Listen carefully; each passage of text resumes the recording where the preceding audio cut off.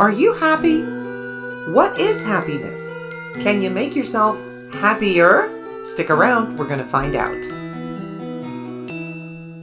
Enter a world of enchantment, of enlightenment, Meg's Magical Mansion. I believe that the very purpose of our life is to seek happiness. That is clear. Whether one believes in religion or not, whether one believes in this religion or that religion, we are all seeking something better in life. So I think the very motion of our life is towards happiness. His Holiness the 14th Dalai Lama.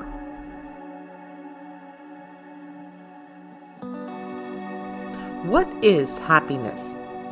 We think of happiness as a range of positive emotions, joy, pleasure, but also we think of that more intrinsic and long-lasting sense of life satisfaction and a feeling of love and connection with other human beings and with the world we live in.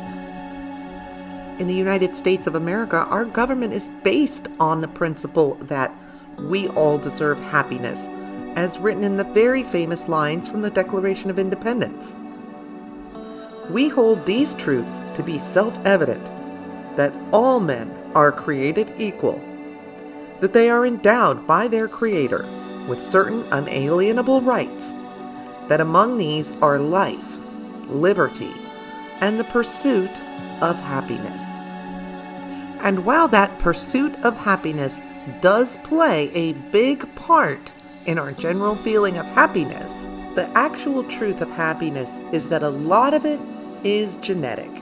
We inherit a disposition, a certain mood or outlook towards life from our parents. Does that mean you're doomed to a life like your grumpy Uncle Scrooge? Not necessarily, because you still have the other half of what makes us happy to work with.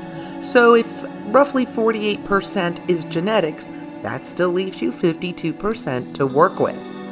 And another big part of what drives our happiness is that pursuit, going after those major life events. And those events do make us happy. However, research has shown over and over that that happiness is short term, and we tend to default back to our general level of happiness. So you can work on those goals, and there is a lot of satisfaction that people report in attaining major life events such as job, relationship, marriage, birth of children, attaining certain career goals. Those do bring certain sense of happiness. However, when you become too obsessed with them and drive them too hard, the achievement of those major life goals rather than allowing them to happen, that can cause your happiness to spike up and down, where it's more the pleasure and joy of getting it than actually building momentum of happiness slowly over time. When you're spiking like that with joy and pleasure rather than building true happiness, that's when you tend to fall into the peaks, the ups and downs. I'm happy now, but then why is it 6 months later I feel the same, like not so happy again? I got a big raise, I'm super excited, and then 6 months later it doesn't seem to matter anymore.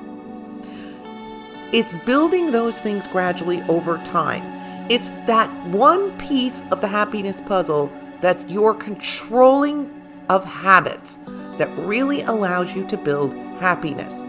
We all know that we can make our chemical stew of our brains better through healthy exercise and diet. This can make you happier.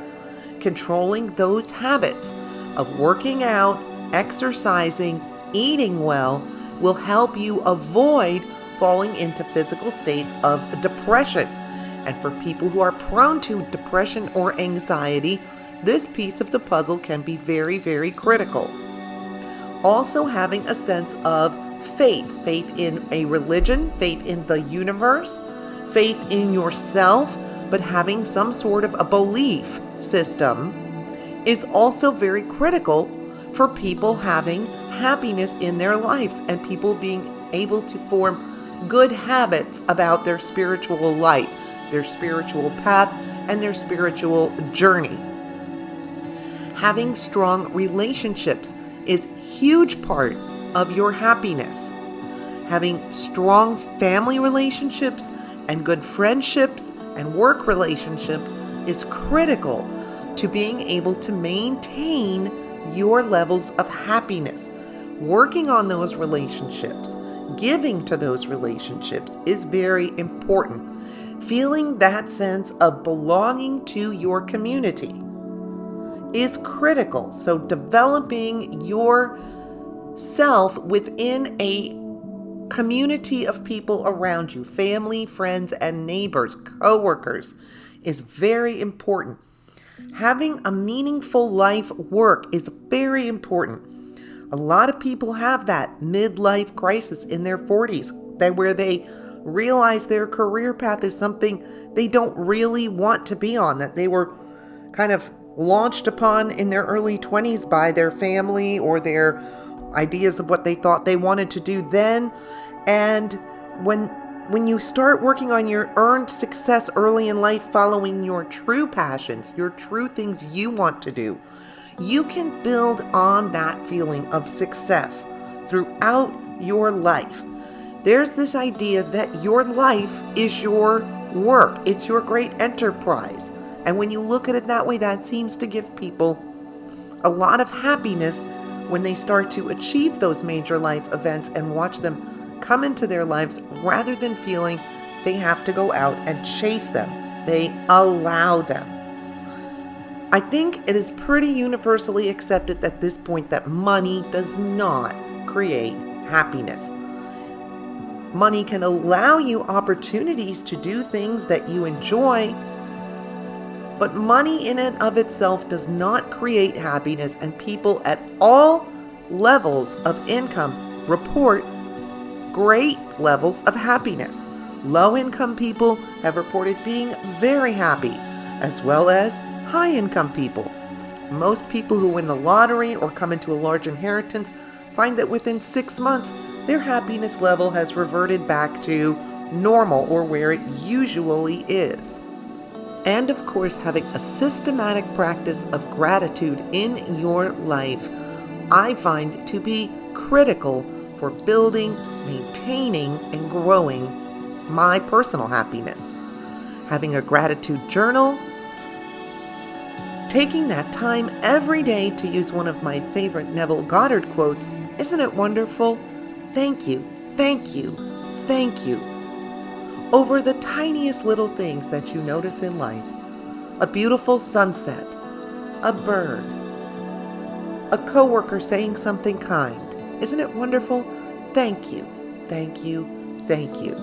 I encourage everyone to practice gratitude, keep a gratitude journal, and always keep that in your heart, how blessed you are to be living this life at this time on this beautiful planet. And of course, in the words of Buddha, thousands of candles can be lit from a single candle, and the life of the candle will not be shortened. Happiness never decreases by being shared. So thank you for sharing your time and effort and energy with us here today at Meg's Magical Mansion. And may all the blessings of happiness shower down upon you.